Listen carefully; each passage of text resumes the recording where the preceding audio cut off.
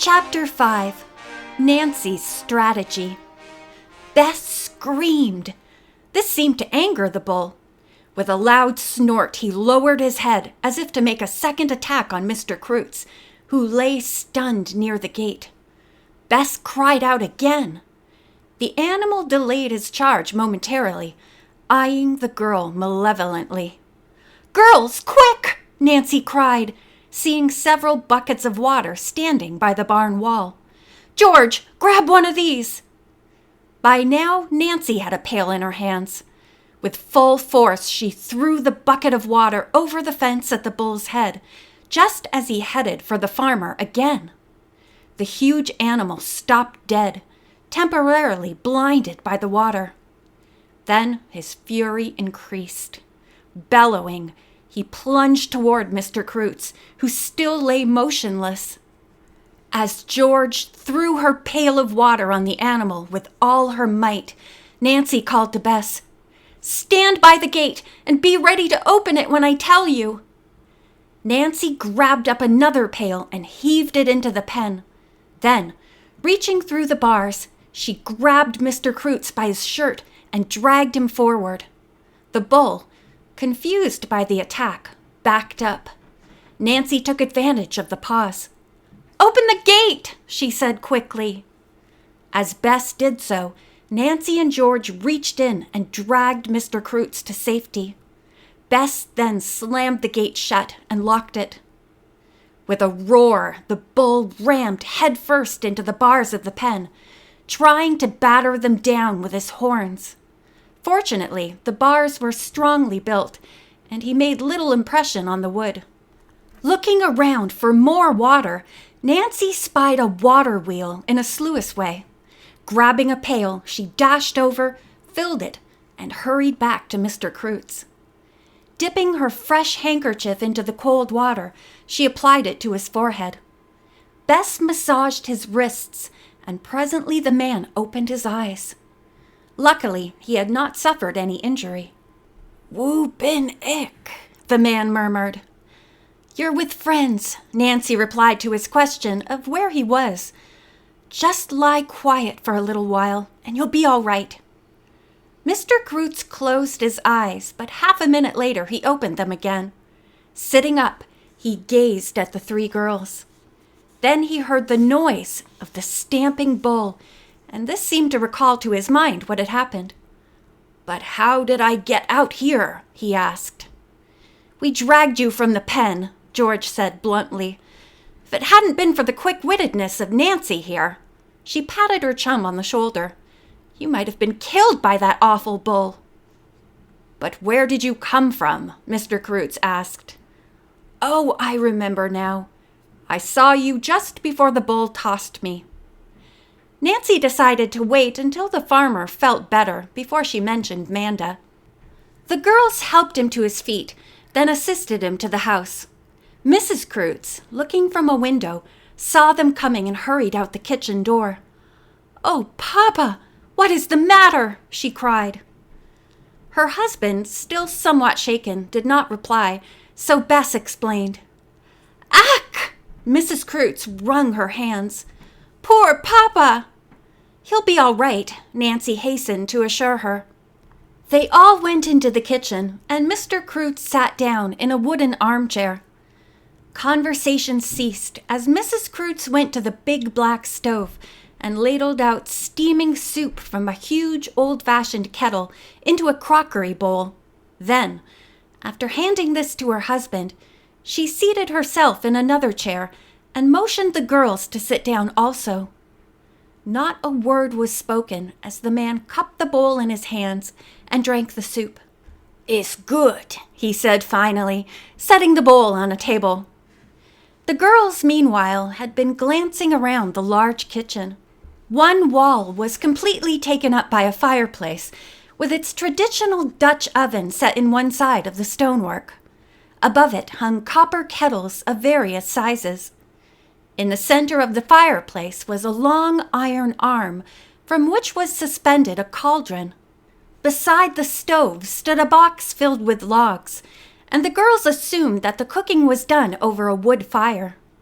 There was an old-fashioned sink on another wall, but no plumbing. Apparently, all water was carried in from the sluiceway. The wide board floor was bare, but had been scrubbed until it shone. "I feel better," Mr. Kreutz announced as he finished the soup. "Now will you girls tell me your names and why you are here?" "But first," Mrs. Kreutz interrupted, "maybe we should give our visitors some supper, Papa." "Yes," he said. The farmer glanced at a wooden wall clock brightly decorated with designs in blue and red. "It's time for my supper also. We will all eat," he said. Nancy, Bess, and George accepted the invitation at once and offered to help Mrs. Kreutz. The woman smiled and asked whether they did any cooking, baking, and house cleaning at home. "Oh my, yes!" the three girls answered in unison. In his chair, they could hear Mr. Kreutz grunt in satisfaction. Several times during the preparation of supper, Mrs. Kreutz remarked on the girls' efficiency. Nancy laughed. "Perhaps that's because we're so hungry." A short time later, they sat down to eat. The long wooden table in the kitchen, with benches on either side of it, was loaded with food. There were brown and yellow and white cheeses, red, purple, and white grape jellies, a platter of huge slices of homemade bread, dishes of apple butter, stewed peaches, and canned cherries. Also, there were pickled onions, sour cantaloupe, and corn relish. For a hot dish, there was boiled pot pie, made of rabbit and fluffy 2-inch squares of pastry. Bowls of soup were set at the places. There was neither cloth nor mats. Mr. Kreutz said grace. Then, before putting his spoon into the soup, he asked, "Where's Manda? You have no place set for her." There was complete silence. The farmer repeated his question. Still receiving no answer, Mr. Kreutz roared, "Why can't you tell me? Where is Manda?" In a low voice, his wife replied, "She has gone away again." Mr. Kreutz set his lips tightly together and stared out the window. His food went untouched, and the girls sat in silence. "Eat your supper," the man said abruptly. "This does not concern you." Ordinarily, the three visitors would have offered to leave at once, but felt this might annoy the man even more. They began to eat, feeling very ill at ease. Mrs. Kreutz did not touch her supper either, and there were tears in her eyes. Finally, she said, "Papa, you were very lucky to have these nice girls come by and help you when the bull threw you." "Ja, I was. Dank." He gave his curt thanks. Nancy said she was glad they had arrived in time. Bess, to ease the tension, giggled and said, "It was the closest I've ever been to a bull, and I hope it's the last." Presently, the Kreutzes relaxed and began to eat their supper.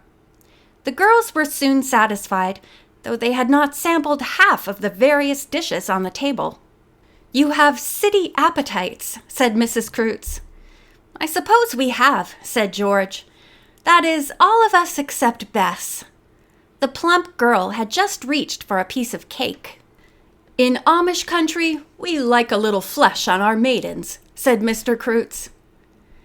After the meal was over, the three girls helped their hostess wash and dry the heavy, plain dishes which they had used. Then Nancy said they must be leaving and whispered to the woman, "Do you think I should say anything to Mr. Kreutz about Manda?"